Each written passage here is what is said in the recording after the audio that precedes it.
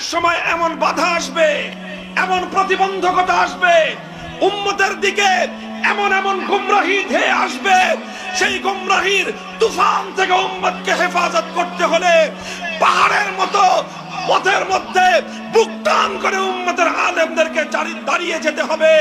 আর সেই পাহাড়ের মতো দাঁড়িয়ে থাকতে গিয়ে অনেক সময় বুকের রক্ত দিতে হবে, জীবন দিতে হবে, উম্মতের আলেমদেরকে সেজন্য প্রস্তুত থাকতে হবে। যারা বলে হুজুরদেরকে ইসলাম হেফাজতের দায়িত্ব দিয়েছে কে? এরা হলো নাদানের ঘরের নাদান।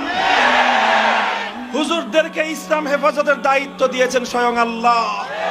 আল্লাহ বলেছেন ইন তানসুরুল্লাহ ইয়ানসুরকুম, যদি তোমরা আল্লাহকে সাহায্য করো আল্লাহ তোমাদেরকে সাহায্য করবেন। আল্লাহর দ্বীনের বিরোধী একটা কার্যকলাপ যদি পরিচালিত হয়, সর্বপ্রথম আল্লাহর আদালতে সেজন্য জবাব দিতে হবে আলেমদেরকে। আল্লাহর জমিনে আল্লাহর দ্বীনের গৌরব যদি ভুলুণ্ঠিত হয়, সর্বপ্রথম সেজন্য জবাব দিতে হবে আলেমদেরকে। আল্লাহর নবীর বিরুদ্ধে যদি কেউ কটূক্তি করে, সেজন্য নবীর কাছে সর্বপ্রথম লজ্জিত হতে হবে আলেমদেরকে। নবীকে গালি দিলে অন্য কারো হৃদয় থেকে রক্ত ঝরুক আর না ঝরুক, যাদের কাঁধে নবুয়তের উত্তরাধিকারের জোয়াল, তারা কোনোদিন নীরব থাকতে পারে না, নিস্তব্ধ থাকতে পারে না।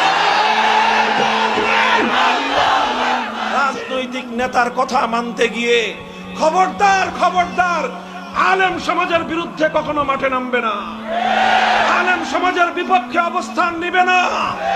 বরং যেই দল আর যেই নেতা জনগণকে আলেমদের বিপক্ষে ডাক দেয়, হে নবীর উম্মতেরা, যদি নবীকে নবী বলে মেনে থাকো, তুমি সেই দল আর সেই নেতাকে তালাক দিবা। খবরদার আলেমদের বিপক্ষে মাঠে নামবা না।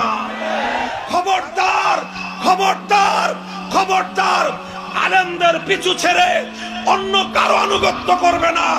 যারা তোমাদেরকে আলেমদের বিপক্ষে ডাকবে, তাদের কপালে লাথি মারবে, লাথি মারবে, লাথি মারবে। অশ্রু আর ঘাম ঝরানোর পর প্রয়োজনে উম্মতের হেদায়েতকে হেফাজত করবার জন্য, উম্মতকে সরল সঠিক পথে রাখার জন্য, গোমরাহি আর পথভ্রষ্টতাকে দমন করবার জন্য বুকের তাজা রক্ত কাতারে ঢেলে দিতে হবে। উম্মতের আলেমরা যদি এভাবে হকের পথে অটল থাকে আর আপনাদেরকে এভাবে সঠিক পথের পরিচালনায় নির্দিক নির্দেশনা দিতে থাকে, আহ্বান করতে থাকে, হে মাধবপুরে